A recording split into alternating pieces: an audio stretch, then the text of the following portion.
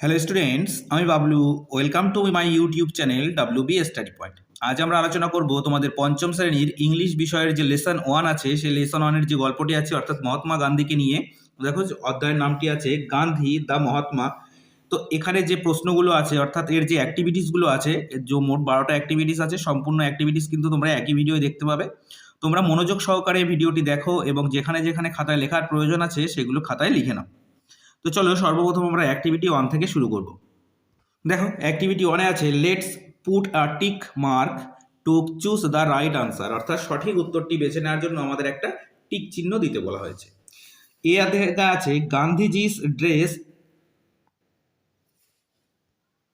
Angered slash surprised the boy, অর্থাৎ গান্ধীজি যে পোশাকটি পরেছিলেন সেটি কি বালকটিকে রাগান্বিত করেছিল না বিস্মিত করেছিল। তা আমরা দেখেছি গল্পটি পড়ার সময় তাকে বিস্মিত করেছিল, কারণ গান্ধীজি শুধুমাত্র একটি ধুতি পরে বসেছিলেন, তার শরীরে কোনো জামা ছিল না। বি আছে Gandhiji told that he was very poor rich, অর্থাৎ খুব গরিব ছিলেন না বড়লোক ছিলেন বলেছিলেন। তিনি বলেছিলেন তিনি খুব গরিব ছিলেন, অর্থাৎ পুয়ার। সি আছে the boys mother made cloth shoes, অর্থাৎ ছেলেটির মা কি তৈরি করতো, জামা কাপড় তৈরি করতো না। তাহলে সঠিক উত্তরটি হয়ে যাবে আমাদের ক্লথ। এরপর D Gandhiji's family was very large small, অর্থাৎ গান্ধীজির পরিবার ছিল খুব বড় আর কিংবা ছোট। তাহলে আমরা দেখেছি খুব বড়, প্রচুর, সারা ভারতবর্ষে তার পরিবার ছিল, সেই জন্য খুব বড় আমরা টিক মারব। নেক্সট দেখো আছে let's fill the table with information from the text. Activity 2 এটা আছে, অর্থাৎ এখানে যে ওয়ার্ডগুলো দেওয়া আছে এখানে হুজ জায়গায় আমাদের সেইগুলো বসাতে হবে। প্রথমে আছে ভিজিটেড মহাত্মা গান্ধী, কে মহাত্মা গান্ধীকে সঙ্গে দেখা করেছিল? দ্য লিটিল বয়, তাহলে আমরা লিখবো দ্য লিটিল বয়।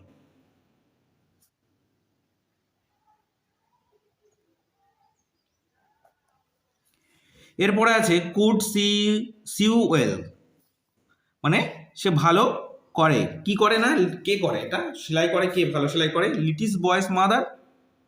তাহলে উত্তরটি কি হচ্ছে দেখো দ্য বয়েস মাদার। এরপর আছে she had 40 crore brothers and sister, অর্থাৎ 40 কোটি ভাই এবং বোন ছিল কার? এটা হবে গান্ধীজি।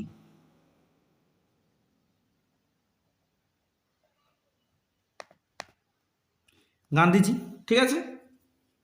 এবার দেখো অ্যাক্টিভিটি 3-তে আছে let's complete the following sentences with information from the text, অর্থাৎ আমাদের এই গল্প থেকে বেছে বেছে নিয়ে এই শূন্যস্থানগুলো পূরণ করতে হবে। এতে আছে Gandhiji visited different places two, Gandhiji বিভিন্ন জায়গায় ঘুরেছিলেন, কেন ঘুরেছিলেন বা কিসের জন্য ঘুরেছিলেন সেটা দেখো আমাদের বইতে আছে। দেখো 13 নম্বর পেজে আছে Gandhiji visited different places two পর্যন্ত দেওয়া আছে collect funds for India's freedom struggle, তাহলে সেটা আমরা লিখব। দেখো সেইভাবে আমরা উত্তরটি লিখেছি collect funds for Indian freedom struggle. এরপরে আছে বি ইন ওড়িশা গান্ধীজি মেট এ, দেখো এখানে এ আছে কিন্তু এখানে অ্যান হবে, কারণ ওখানে হবে an old woman, an old woman. এরপর আছে C the old woman went near Gandhiji and, অর্থাৎ সেই বৃদ্ধ মহিলাটি গান্ধীজির কাছে গিয়েছিলেন এবং কি করেছিলেন? তার পায়ে স্পর্শ করে প্রণাম করেছিলেন। দেখো সেটা বইতেই আছে। দেখো এখানে আছে she went near Gandhiji and touched his fit, তাহলে সেটাই আমরা লিখবো টাচড হিজ ফিট। এরপরে আছে জামানলাল আস্কড গান্ধীজি ফর, তো দেখো এখানে আছে he asked Gandhiji for the coin, তাহলে কি হবে? For the coin. ফর পর্যন্ত লেখা আছে, আমরা এখানে লিখে দেবো কি বাদ বাকি দ্য কয়েন। কেমন? তাহলে দেখো আমাদের কিন্তু এই শূন্যস্থানগুলো পূরণ হয়ে গেল। এবার দেখো অ্যাক্টিভিটি 4-এ কি বলেছে? বলেছে let's write T for true statements and F for false statements, অর্থাৎ সঠিক তথ্য হলে তার পাশে ট্রু লিখবো বা টি লিখবো, আর যেটা মিথ্যা হবে তার পাশে এফ লিখবো। প্রথমে আছে দেখো Gandhiji never visited any place, তো আমরা দেখেছি গান্ধীজি কি ভিজিটেড, দেখো এখানে লেখা আছে গান্ধীজি ভিজিটেড ডিফারেন্ট প্লেসেস, তাহলে এটা কি অবশ্যই ভুল, তাহলে আমরা এখানে লিখবো ফলস। এরপর আছে B the woman from Odisha or a new sari, তাহলে দেখো আমরা পড়ার সময় দেখেছিলাম তিনি একটি জীর্ণ এবং ছেঁড়া শাড়ি অর্থাৎ টর্ন শাড়ি পরেছিল যেখানে লেখা ছিল, তাহলে এটি হয়ে যাচ্ছে আমাদের ফলস। এরপরে আছে C a Gandhiji got a coin from the old woman, এটি অবশ্যই ঠিক, তাহলে এটা হবে ট্রু। পরে আছে দেখো Jamnalal collected the coin from Gandhiji, গান্ধীজির কাছ থেকে তিনি কালেক্টেড নিয়েছিলেন, বা তাহলে গান্ধীজি কি কাউকে কয়েন দিয়েছিল? নিশ্চয়ই নয়, তাহলে এটি হয়ে যাবে ফলস। তাহলে প্রথম দুটো ফলস, 3 নম্বরটা ট্রু আর 4 নম্বরটাও ফলস। এবার দেখো অ্যাক্টিভিটি 5-এ কি বলেছে, বলেছে work in pairs to answer the questions. A আছে mention the ideas that filled Gandhiji's work. তারপরে বি আছে where did Swami Vivekananda speak about unity in all religions. C আছে who started the Rakshabandhan as a festival of brotherhood. D আছে how did the three great men became immortal. অর্থাৎ দেখো প্রথমে বলেছিল যে গান্ধীজির কোন আইডিয়াগুলো বা mention the idea that fill Gandhiji's work, অর্থাৎ গান্ধীজির কাজকর্মের পরিপূর্ণতা এনেছিল কোন আইডিয়াগুলো, সেটার উত্তর দেখো খাতায় লিখে নিয়েছি আমি। তাহলে দেখো এ আছে thoughts of love piece and equality field Gandhiji's work, অর্থাৎ ভালোবাসা শান্তি এবং সমানতা সেগুলোই কিন্তু গান্ধীজির কাজের মাধ্যমে সেগুলো পরিপূর্ণতা পেয়েছিল। পরের প্রশ্নটি ছিল দেখো main where did Swami Vivekananda speak about the unity of religions, অর্থাৎ কোন জায়গায় তিনি ধর্মের বাণী প্রচার করেছিলেন বা ইউনিটি অর্থাৎ একাত্মবোধ বা সংঘবদ্ধতা প্রচার করেছিলেন। দেখো আছে Swami Vivekananda spoke about unity in all religions at Chicago in কত 1893। এর পরের যে প্রশ্নটি ছিল কে রক্ষাবন্ধন উৎসব পালন করেছিলেন, তো উত্তরটি হবে Rabindranath Tagore started the Rakshabandhan as a festival of Brotherhood, অর্থাৎ ভ্রাতৃত্বের প্রতিষ্ঠার জন্য তিনি একটি বা ফেস্টিভ্যাল বা উৎসব তিনি পালন করেছিলেন বা শুরু করেছিলেন, সেটা হচ্ছে রাখি বন্ধন উৎসব। পরেরটা ছিল এই মানুষগুলো কিভাবে মহান হয়েছে, তো আমরা দেখব this three great men became immortal, অর্থাৎ অমরত্ব লাভ করেছেন কিভাবে, সেটা ছিল প্রশ্ন। দিস থ্রি গ্রেট মেন অর্থাৎ এই তিনজন মহান মানুষ বিকেম ইমমর্টাল অর্থাৎ অমরত্ব পেয়েছেন for their thoughts and works, তাদের চিন্তা ভাবনা এবং কাজকর্মের জন্য। ঠিক আছে, এবার দেখো অ্যাক্টিভিটি 6 আছে insert suitable punctuation mark in the following passage one is done for you, অর্থাৎ পাঞ্চুয়েশন মার্ক বলতে আমরা বুঝি জ্যোতি বা ছেদ চিহ্ন যেগুলো আছে, যেরকম দাড়ি বাংলায় যাকে বলা হয় দাড়ি কমা, সেইগুলো যেরকম ইংরেজিতে full stop question mark semicolon inverted comma এইগুলো। তো দেখো প্রথমে আছে one day a man went to the market, এখানে দেখো ফুল স্টপ দেওয়া আছে। হি বট এ বক্স এ ব্যাট এ বল, দেখো হি বট এ বক্স আমরা কিন্তু অল্পক্ষণের জন্য থামছি, যখন অল্প সময়ের জন্য থামি তখন কি আমরা কমা ব্যবহার করি। তারপরে আছে এ ব্যাট, আর একটি ব্যাটও কিনেছিল, এখানেও কমা।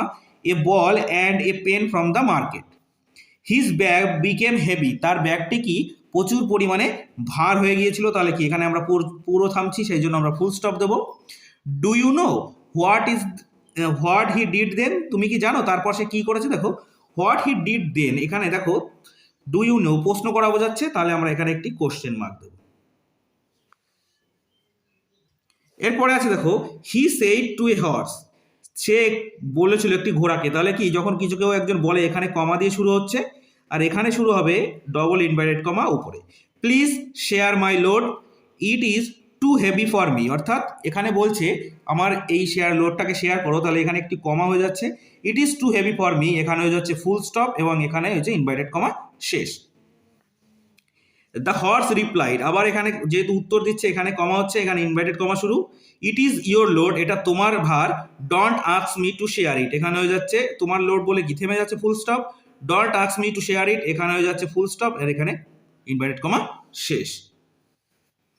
এরপরে আছে দেখো কিছু বলেছে let's read the following sentences, এখানে নিচের সেন্টেন্সগুলো পড়তে বলেছে। হু আর ইউ, আই এম বিনা, এখানে হু মানে কি কে বোঝাচ্ছে। হোয়ার ডু ইউ লিভ, তুমি কোথায় বাস করো, তাহলে এটা কি কোথায় বোঝাচ্ছে হোয়ার মানে। হোয়েন মানে কখন, আর হুইচ মানে কোনটা বা কি। Which is your favourite sports, বা কোন খেলাটা তোমার সব থেকে পছন্দের, এখানে আছে my favourite sports is cricket. অর্থাৎ কিছু দিয়ে একটা প্রশ্ন করাচ্ছে এবং সেই প্রশ্ন করার বদলে একটা উত্তর করে দেওয়া আছে। এর পরের আমাদের যে এক্সারসাইজ আছে এখানে প্রশ্নের অর্ধেক দেওয়া আছে এবং উত্তরটা পুরো দেওয়া আছে, সেই বুঝে আমাদের এখানে এই ডাব্লিউএস ওয়ার্ডগুলো বসাতে হবে। দেখো সেটাই আছে অ্যাক্টিভিটি 7-এ let's fill in the blanks with the word given in the box, অর্থাৎ এই বক্সের মধ্যে যে ওয়ার্ডগুলো আছে সেগুলো দিয়ে পড়তে হবে। তো আমরা দেখে নেব। প্রথমে বলেছে dash do you play with your friends, এখানে আছে দেখো I play with my friends in the afternoon, আমি বিকেলবেলায় খেলি, তাহলে এখানে দেখো বলা হয়নি কিন্তু কখন খেলি কিনা, সেই কখন ওয়ার্ডটা আমাদের এখানে বসাতে হবে। অর্থাৎ এখানে দেখো আছে আফটারনুন, উত্তরটা এখানে দেওয়া আছে, তাহলে এখানে আমি লিখবো হোয়েন। তাহলে when do you play with your friends, তুমি তোমার বন্ধুদের সঙ্গে কখন খেলো, তো উত্তরটি হয়ে যাবে আফটারনুন। এরপরে আছে ড্যাশ দিয়ে ইজ ইউর বেস্ট ফ্রেন্ড, তাহলে এখানে আছে Ramen is my best friend, অর্থাৎ বন্ধুদের নাম দেওয়া আছে, তাহলে এখানে কি হয়ে যাবে who. Who is your best friend, তোমার সব থেকে ভালো বন্ধুকে, Ramen is my best friend. তিনে আছে দেখো, will you go in the summer vacation, তুমি সে যাই হোক না কেন, we shall go to Darjeeling in the summer vacation, অর্থাৎ গ্রীষ্মের ছুটিতে আমরা দার্জিলিং যাবো। তো দেখো এখানে কোথায় একটা স্থানের নাম বোঝানো হয়েছে, তাহলে এখানে হয়ে যাবে where. Where will you go in the summer vacation. এরপরে আছে একটাই আছে, ড্যাশ ডিড ইউ হ্যাভ আর 15, I had bread my sorry tiffin, I had bread as the my tiffin, আমার টিফিন হিসাবে আমি রুটি এনেছি। তাহলে কি হবে এখানে, হোয়াট হয়ে যাবে, কি এনেছো তোমার টিফিন হিসাবে, আমার টিফিন হিসাবে আমি রুটি এনেছি। ঠিক আছে। Next activity 8, let's separate the subject and predicate, অর্থাৎ উদ্দেশ্য এবং বিধেয়গুলোকে আলাদা করতে হবে ইন দ্য ফলোয়িং সেন্টেন্সেস, নিচের বাক্যগুলো থেকে, and classify them in the table given below, অর্থাৎ এই টেবিল ভরতে হবে। তো দেখো সাবজেক্ট অর্থাৎ কর্তা যে কাজ করে সেটাকে সাবজেক্ট বোঝানো হয়, আর বাদ বাকি যা বা উদ্দেশ্য বলা হয়, আর বাদ বাকি যে অংশটুকু থাকে তাকে বলা হচ্ছে বিধেয় বা প্রেডিকেট। তো এখানে দেখো the boy place in the field, তাহলে কে দিয়ে প্রশ্ন করে যে উত্তরটা পাওয়া যায় সেটা হয় কি, কে বা কাকে দিয়ে প্রশ্ন করলে যে উত্তরটা পাওয়া যায় সেটা হচ্ছে সাবজেক্ট, বাদ বাকিটুকু প্রেডিকেট। এখানে আছে দেখো the boy place in the field, তাহলে এখানে যদি থাকে কে মাঠে খেলা করছে, দ্য বয়, তাহলে আমাদের সাবজেক্ট হয়ে যাবে কি দ্য বয়, আর বাদ বাকি প্লেস ইন দ্য ফিল্ড এটি হয়ে যাবে predicate, place in the field. পরেরটা আছে দেখো, he is very happy today, সে কে আজকে খুব খুশি, তাহলে হিটি হয়ে যাবে আমাদের সাবজেক্ট, বাদ বাকি যেটুকু আছে ইজ ভেরি হ্যাপি টুডে। পরেরটা আছে দেখো, the girl stood first this ইয়ার, অর্থাৎ কোন কে প্রথম হয়েছে, তাহলে কি দ্য গার্ল, এখানে দ্য গার্ল হয়ে যাবে সাবজেক্ট। এরপরে হয়ে যাবে বাদ বাকিটুকু STOOD, স্টুড ফার্স্ট দিস ইয়ার। পরেরটা আছে দেখো 4, the moon revolves round the earth, অর্থাৎ পৃথিবীর চারিদিকে কে ঘোরে, চাঁদ, তাহলে এখানে দ্য মুন সাবজেক্ট, এখানে হবে রিভলভস রাউন্ড দ্য আর্থ।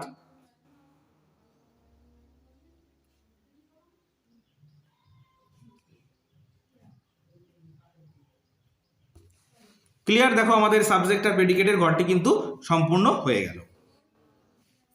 এবার দেখো এখানে আছে activity 9, let's write a or an before the word. দেখো সর্বপ্রথম আমাদের জানতে হবে এ কোথায় বসে, অ্যান কোথায় বসে, আমরা মোটামুটি সবাই জানি, তবুও যদি জেনে না থাকো তাহলে দেখো এই যে এ, ই, আই, ও, ইউ এগুলো ভাওয়েল বলা হয়, এর আগে সর্বদা কি বসা হয়, অ্যান, আর বাদ বাকি যে 25টা 26টার মধ্যে যে 1 2 3 4 5টা আছে, আর 21টা যে কনসোন্যান্ট আছে সেই কনসোন্যান্টের আগে কি বসে, সর্বদা এ বসে। কিছু কিছু ব্যতিক্রম আছে, সেগুলো তোমাদের এখন প্রয়োজন পড়ছে না, এখানে যখন দরকার পড়বে তখন আমি বলে দেবো। তো দেখো এখানে সর্বপ্রথম অরেঞ্জের ও আছে, দেখো ও কিন্তু এর মধ্যে আছে, ও তাহলে কি হচ্ছে ও ভাওয়েল, তাহলে কি বসবে অ্যান, অ্যান অরেঞ্জ। এখানে আছে গোট, দেখো এ, ই, আই, ও, ইউ, এর মধ্যে কিন্তু এই জি কথাটা নেই, তাহলে জি একটি কনসোন্যান্ট, তাহলে বসবে এ গোট। এরপরে আছে ড্যাশ ম্যান, দেখো ম্যান এম একটি কনসোন্যান্ট, তাহলে এখানে বসবে এ। আইসক্রিমের আই ভাওয়েল, তাহলে এখানে বসবে অ্যান। এর এ ভাওয়েল এয়ারশিপের, তাহলে এখানে বসবে অ্যান। লেকের এল কনসোন্যান্ট, তাহলে বসবে এ। আমব্রেলার ইউ ভাওয়েল, তাহলে বসবে অ্যান। আর ক্রিকেটের সি কনসোন্যান্ট, সেই জন্য বসবে এ। এবার দেখো অ্যাক্টিভিটি 10 আছে, use the with the following word or word cluster and make sentence, অর্থাৎ নিচের যে ওয়ার্ড এবং ওয়ার্ড ক্লাস্টারগুলো দেওয়া আছে এর আগে দা ব্যবহার করে আমাদের কি করতে হবে, বাক্য রচনা করতে হবে। দেখো দা ব্যবহার করা হয় সেটা কিন্তু আমরা আর্টিকেলের মধ্যে জানি, এ, অ্যান এবং দি যেটা আছে সে দিটা দিয়ে আমাদের বাক্য রচনা করতে হবে।